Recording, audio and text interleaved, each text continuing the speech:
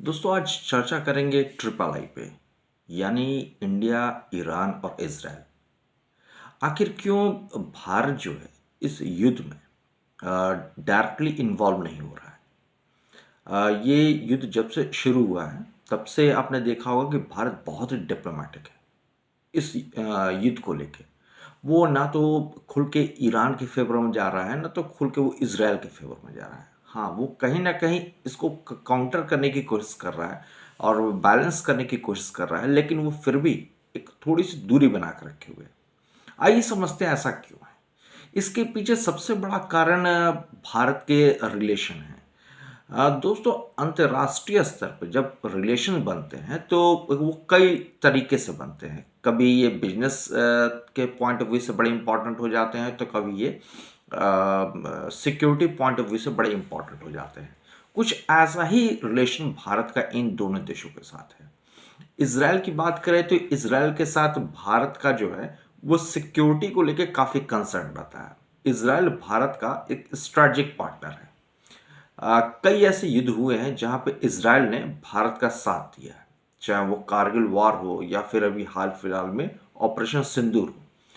आप देखे होंगे कि ऑपरेशन सिंदूर के दौरान भी भारत ने जो spike anti anti guided missile का इस्तेमाल किया था वो भी इसराइल के बने हुए हैं।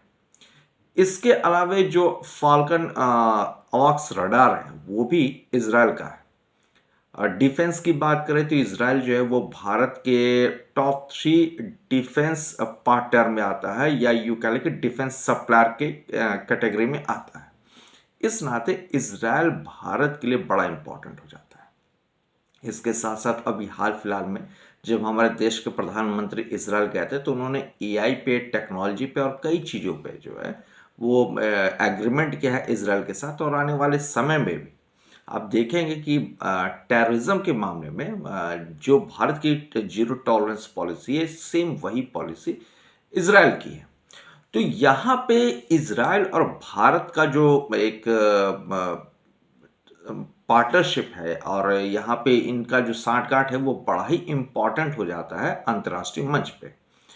वहीं बात करें अगर ईरान की, तो ईरान भारत का बिजनेस पार्टनर है। अब बिजनेस पार्टनर कैसे है अगर उसको हम समझें तो आपने चाबहार पोर्ट का नाम सुना होगा। जी हाँ, ये चाबहार पोर्ट जो है ये ईरान में ही सेटअप है और वहीं पे ये बना हुआ है। और ये भारत के लिए एक तरीके से समझे कि दरवाज़ा है जो भारत को सेंट्रल एशिया तक पहुंचने का मौका देता है। भारत को अगर सेंट्रल एशिया जाना हो तो वो इसी रास्ते से ही अपने सारे के सारे सामान को सेंट्रल एशिया तक पहुंचाता है। अभी हाल फिलहाल में यूएस के सैंक्शन के बाद इसका ऑपरेशन बंद कर दिया गया है, लेकिन जब भी खुलेगा तो भारत इसका इस्तेमाल करेगा। हालांकि पाकिस्तान के थ्रू भी भारत जो है वहां तक पहुंच सकता है, लेकिन वो नहीं पहुंचेगा बिकॉज भारत और इंडिया के बीच में भारत और पाकिस्तान के बीच में किस तरीके के रिलेशन उसको आप अच्छे से जानते ही हैं। तो उसके लिए बहुत ज़रूरी हो जाता है कि भारत जो है वो चाबार पोर्ट को मेंटेन करे और उसे यूज़ करे सेंट्रल एशिया तक पहुंचने के लिए।